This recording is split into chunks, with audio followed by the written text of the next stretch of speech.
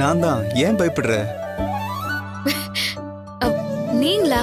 திடீர்னு வந்து நின்னா பயப்பட மாட்டாங்களா? ஏதோ ஒரு திருடன்னா வீட்டுக்குள்ள நுழைஞ்சிட்டான்னு நினைச்சிட்டேன் தெரியுமா? நானும் ஒரு வகையில திருடன் தான். அது சரிதான். ஆனா இந்த திருடனுக்கு அவன் திருடிட்டு வந்த பொருளோட வேல்யூ புரியலையே. அத கொஞ்சம் கூட கண்டுக்காம ஓரமா தூக்கி போட்டுறானே. திருடனுக்கு அவன் தூக்கிட்டு வந்தது பொக்கிஷம்னு நல்லா தெரியும். ஆனா அத கொண்டாடுற சூழ்நிலை இன்னும் வரல. அவனுக்குன்னு ஒரு காலம் வரும்.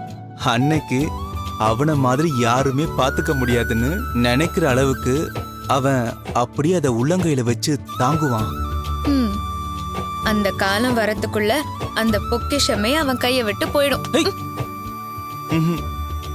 இந்த மாதிரி விளையாட்டு கூட பேச தெரிஞ்சுதா?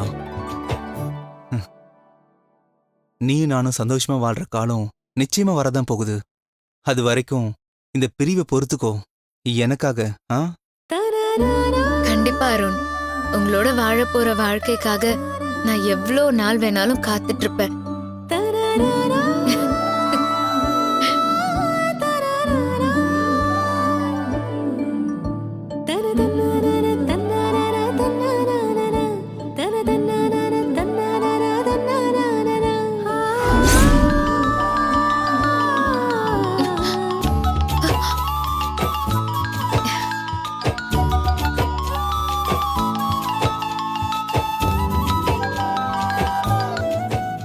ஹலோ, சொல்லுங்க அருண்.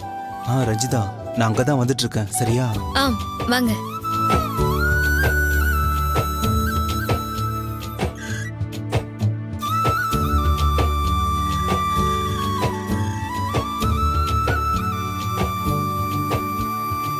அம்மா நான் சும்மா இல்லடா,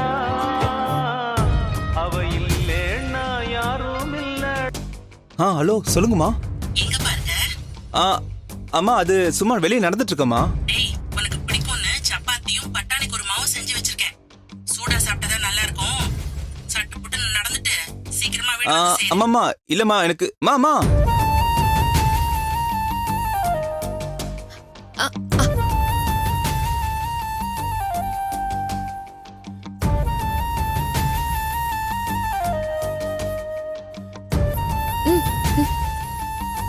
அம்மா நான் சும்மா. சொல்லு. ஹலோ அருண், வாங்க. இல்ல ரஞ்சிதா, அம்மா எனக்கு பிடிச்சதெல்லாம் செஞ்சு கூப்பிடுறாங்க. வயிறு சரியில்லைன்னு நான் தான் சொல்ல சொன்னேன்ல. இல்ல ரஞ்சிதா, சட்டுன்னு என்னால போய் சொல்ல முடியல.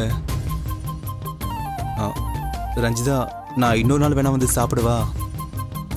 உங்களுக்காக நான் எல்லாமே சமைச்சு வச்சிருக்கேன் அருண்.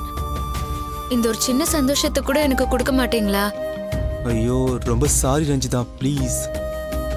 என் சிச்சுவேஷன் கொஞ்சம் புரிஞ்சுக்கோயேன். ஏய் ரஞ்சிதா, அம்மா செகண்ட் லைன்ல வராங்க, நான் கால் பண்றேன்.